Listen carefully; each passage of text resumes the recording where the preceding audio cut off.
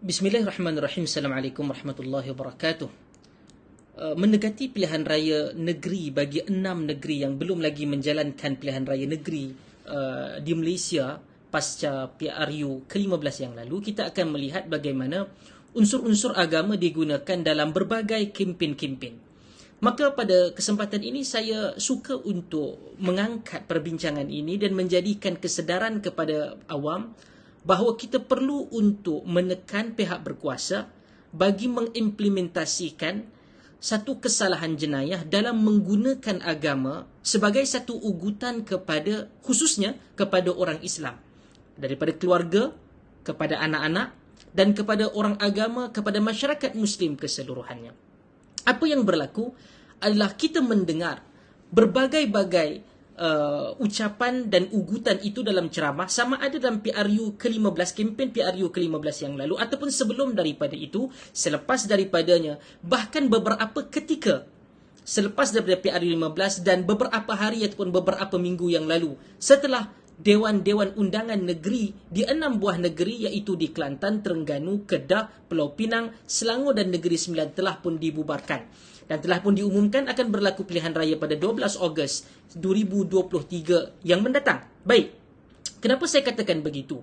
Tuan-tuan dan sahabat-sahabat yang dihormati sekalian, mengikut Akta Kesalahan Pilihan Raya 1954, penggunaan agama bagi memberikan ugutan, ataupun kalau saya boleh untuk bacakan ataupun saya boleh kongsikan, iaitu pengaruh tidak wajar. Ia disebutkan dalam akta ini sebagai pengaruh tidak wajar. Ia mempunyai kesalahannya. Ada dua. Yang pertama, diterjemahkan ataupun ditakrifkan apa itu pengaruh tidak wajar pada perkara ataupun Seksyen 9 Akta Kesalahan Pilihan Raya 1954. Kesalahan dan hukumannya itu diberikan ataupun dihuraikan di dalam Seksyen 11 akta yang sama, iaitu hukuman dan ketidakupayaan kerana perbuatan rasuah.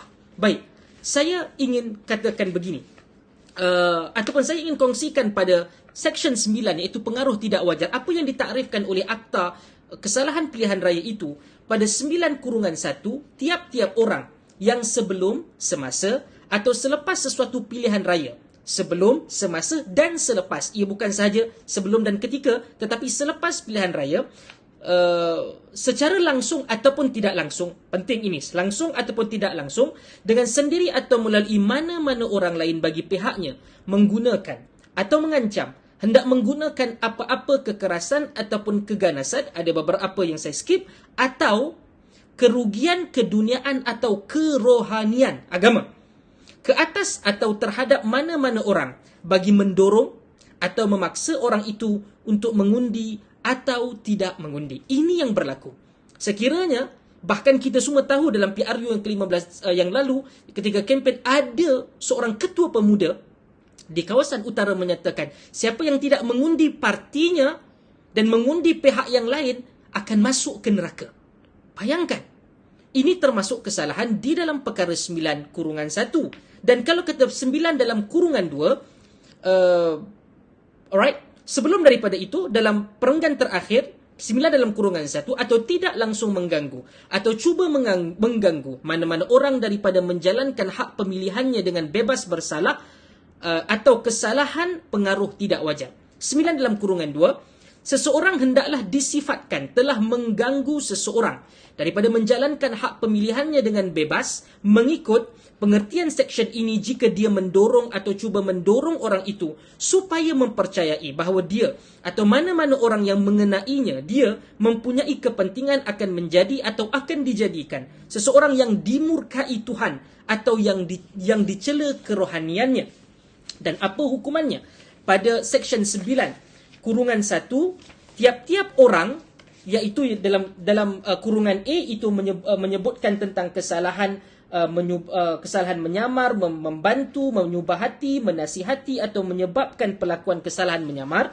Dan yang saya ingin tekankan adalah pada 11/1 kurungan B, melakukan kesalahan menjamu, pengaruh tidak wajar ataupun menyogok. Tadi kita bincang tentang takrifan pengaruh tidak wajar dalam Seksyen 9. Apa hukuman dia?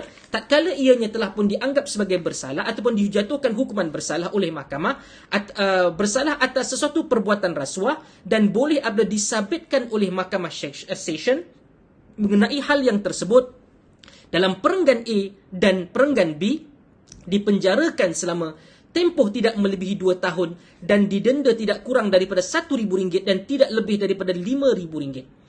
Dan kesalahan A dan B ialah kesalahan boleh tangkap mengikut pengertian Kanun Tata Cara Jenayah Akta 593. Maka sekiranya yang dikenakan itu adalah telah pun berjaya ataupun menang dalam pilihan raya, maka dia telah pun dipilih dalam mana pilihan raya, kerusinya hendaklah dikosongkan dari tarikh sabitan itu.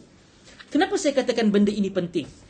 Kita perlu untuk menjadikan ia jenayah dan kita perlu memberikan satu kesedaran, awareness kepada masyarakat, kepada para pengundi yang mendengar bahawa mana-mana orang agama, mana-mana ahli politik yang ketika mana berkempen menggunakan unsur-unsur ini, menggunakan ayat Quran dan hadis, dan kemudian mungkin ayat Quran dan hadis, terutamanya hadis itu adalah sahih, tetapi mereka melakukan kesimpulan untuk menyokong kumpulan mereka dan menjadikan wajib kepada orang lain untuk mengundi mereka sahaja. Itu adalah satu kesalahan di bawah Akta Kesalahan Pilihan Raya 1954. Maka kita pernah mendengar, sehingga baru-baru ini ada tokoh daripada parti tertentu menyatakan wajib undi sampai anak-anaknya diugut. Kalau tak balik, dia dan isterinya mati atau mak ayahnya mati, maka diharamkan untuk ziarah. Dan kita telah sebutkan satu ketua pemuda di kawasan utara menyatakan haram dan boleh masuk neraka bagi orang yang tidak mengundi partinya. Dan ada yang pernah menyebutkan malaikat turun untuk undi mereka itu, dan mereka mengundi mereka adalah mengundi dan menyokong perjuangan Islam. Sekiranya mengundi pihak yang lain bermaksud tidak menyokong dan tidak mengundi perjuangan Islam, maka itu boleh membawa kepada melawan Islam, melawan Allah, dan boleh membawa menjadi kufur ataupun kafir dan masuk ke dalam neraka. Ini secara langsung dan tidak langsung dijadikan ayat-ayat Al-Quran itu dan juga hadis Nabi itu dijadikan sebagai satu bahan untuk mengugut orang lain, orang Islam khususnya, bagi mengundi satu-satu parti ataupun satu-satu calon. Maka saya ingin berikan nasihat kepada kita semua yang akan terlibat nanti untuk cakna dan tahu bahawa ini adalah satu kesalahan. Kesalahan daripada sudut agama kerana menjual ayat-ayat Tuhan dan perkataan Nabi, dan juga yang kedua menyalahi Akta Kesalahan Pilihan Raya 1954. Dan nasihat saya kepada mereka-mereka yang ingin menjual ayat Tuhan ini, insaflah terhadap apa yang Allah sebutkan dalam suratul Baqarah ayat 174. Innal ladzina yaktumuna ma anzalallahu minal kitab wa yashtaruna bihi thamanan qalila ulaika ma ya'kuluna fi butunihim illa an-nar. Mereka yang menyembunyikan ayat-ayat Tuhan yang diturunkan di dalam kitab dan juga menjual ayat-ayat Tuhan itu tadi dengan harga-harga yang murah. Harga-harga yang murah ini disebutkan oleh At-Tabari, Al-Qurtubi, As-Suyuti, Wahbah Az-Zuhaili dalam kitab tafsir mereka. Menjual untuk kepentingan dunia. Dan juga untuk seperti yang kita tahu ini adalah kebebasan untuk mereka menilainya. Tidak semestinya mereka membenci dan juga melawan Islam tatkala mereka tidak mengundi satu parti Islam. Bezakan parti Islam dan Islam itu yang milik Allah. Parti Islam itu diurus dan ditadbir oleh manusia. Islam itu diturunkan oleh Allah, pemiliknya Allah. Maka akan wujud kesilapan yang fatal ataupun banyak kesilapan kepada parti Islam itu dan parti-parti yang lain.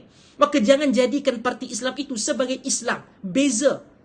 Baik. Dan maka fikir dan juga sedarlah bahawa ini adalah satu kesalahan yang sangat-sangat besar.